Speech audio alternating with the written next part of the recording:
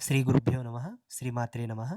ప్రదీప్ గారు ఏమడుగుతున్నారంటే, గురుదేవా నేను ఇంతకుముందు ఎక్కడనో ఒక వీడియో ఏదో చూశాను. ఎవరో క్లిప్ పంపారు గతంలో ఒక సంవత్సరం కింద.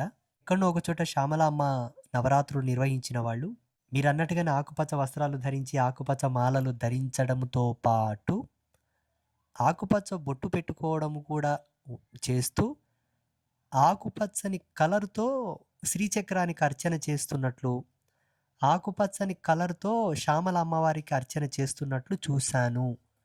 మరి ఇది వాస్తవమేనా?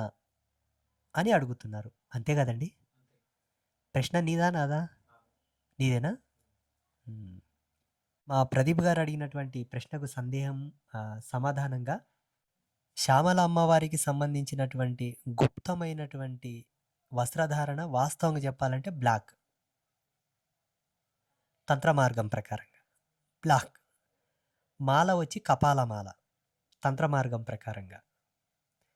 కపాలమాల కూడా వెండి తీగతో లేదా రాగి తీగతో అల్లించిన కపాలమాల. బాగా విను. కపాలమాలకు గ్రంథి భేదనం ఉంటుంది. ఆ గ్రంథి భేదనం ప్రకారంగా మనుష్య శరీరంలో నుంచి తీసిన నరాలు, నాడులను ఎండబెట్టి నాడుల యొక్క తంతి దానినే తాడు చేసి కపాలమాల నల్లాల్సింది అసలైన విధి. ఒక్క శ్యామల తంత్రం ప్రకారంగా మాత్రమే వెండి తీగతో కపాలం అల్లి మెళ్ళు వేసుకోవాలి. అర్థమవుతుందా? శుద్ధ స్ఫటికము, శ్రేష్టమైనటువంటి గరుడ పచ్చలు, ఈ మూడే మాలలు శ్యామల తంత్రంలో వాడతారు. శ్యామల తంత్రం ప్రకారంగా ధరించవలసినటువంటి తిలకం నల్ల ఉమ్మెత్త చెట్టు యొక్క బెరడు, తోలు, మోదుగ పువ్వు, ఇవి రెండిటిని లేపనం చేసి వీటిలో సిద్ధచందనం కలిపితే వచ్చేటటువంటి తిలకమే శ్యామల తంత్రంలో పెట్టబడింది. వినండి, శ్యామల తంత్రంలో చెప్పినటువంటి తిలకం ఇది. వీటితో పాటు, ఈ సిద్ధ తిలకంతో పాటు ధరించవలసినటువంటి ఇంకొకటి ఏంటంటే శ్రేష్టమైనటువంటి మేలిమి జాతి ఎర్రటి కుంకుమ. ఇవే తంత్ర ప్రకారంగా. ఈ ఆకుపచ్చని బొట్టు పెట్టాలన్నది మాత్రం వైదికంగా లేదు, తాంత్రికంగా లేదు. ఆకుపచ్చని కలర్తో శ్రీచక్రానికి అర్చన చేసినటువంటి విధి భగవతి తంత్ర విధిలోనే లేదు.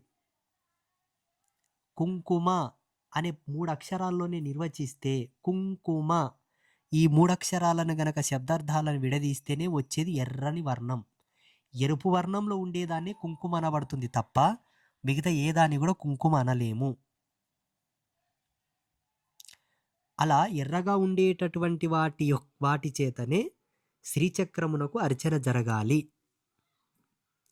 భస్మం లేని లింగము, కుంకుమ లేని శ్రీచక్రము ఎప్పుడు కూడా శోభనివ్వవు. అది విధి. నువ్వు శ్యామల అమ్మవారి దీక్ష నేసుకున్న ఎర్ర కుంకుమతోనే అర్చన చేయాలి శ్రీచక్రానికి.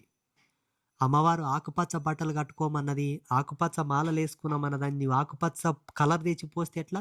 ఆకుపచ్చ కుంకుమ తయారు చేయి. అసలు కుంకుమ తయారీ విధి తెలుసా మీకు? కుంకుమ ఎట్లా తయారైతే చెప్పు నాయన. పసుపులో నిమ్మరసము, బేకింగ్ సోడా కలిపితే కుంకుమ తయారవుతుంది, మీకు తెలిసింది అవునా? అసలైన సనాతనమైనటువంటి పద్ధతి ఏంటో తెలుసా? కుంకుమ పువ్వుతోనే కుంకుమ తీస్తారు. దాంట్లో ఎర్రచందనం కలపబడి, కుంకుమ పువ్వు ఎర్రచందనం కలపబడితే ఈ మిశ్రమాన్ని స్వల్ప గోక్షీరము, గోమూత్రంని మిశ్రితం చేస్తే తడి కుంకుమ తయారవుతుంది. ఇది సనాతనమైన కుంకుమ తయారీ విధి. ఎంత సుగంధం ఉంటుంది తెలుసా? అద్భుతమైనటువంటి స్మెల్డ్. సరే, ఆ కుంకుమ ఇట్లా టన్నులు చేయడానికి రాదులేండి. ఇప్పుడు టన్నులు బ్యాగులు కావాలంటే పసుపుని రూపాంతరం చెందిస్తే వచ్చేటటువంటి వర్ణమే కుంకుమ. అందుకే పసుపు కుంకుమ అన్నారు. పసుపు కుంకుమ. సరేనా? మరి ఆకుపచ్చని కుంకుమ ఎట్లా తయారు చేస్తావు? పసుపులో ఆకుపచ్చ కలర్ కలుపుతావా? పసుపులో ఆకుపచ్చ కలర్ కలిపితే ఇంకా ఆకుపచ్చ కుంకుమ తయారైనా? ఇప్పుడు దీన్ని ఏమనాలి? ఆకుపచ్చని కుంకుమ అనాలా? ఆకుపచ్చని పసుపు అనాలా? అందుకే అమ్మవారి యొక్క సాంప్రదాయం, శ్రీ విద్య పరంపర ప్రకారంగా కూడా ఆకుపచ్చని కలర్ తోటి శ్రీచక్రానికి అర్చన లేదు లేదు లేదు. ఎర్రటి కుంకుమని బొట్టు పెట్టుకోవాలి. ఎర్రటి కుంకుమతోనే శ్రీచక్రానికి అర్చన చేయాలి. శ్యామల దండకం, శ్యామల మూలమంత్ర అష్టోత్తరమా సహస్రమా, శ్యామల సహస్రంతోనైనా, శ్యామల కవచముతోనైనా శ్రీచక్రానికి అర్చన చేస్తే కుంకుమతోనే చేయండి. ఆకుపచ్చ కలర్లు కెమికల్ కలిపిన కలర్లు తెచ్చి పోస్తుంటే దానికి తగిన చెల్లింపు కూడా ఉంటుంది. జాగ్రత్త. శుభమస్తు.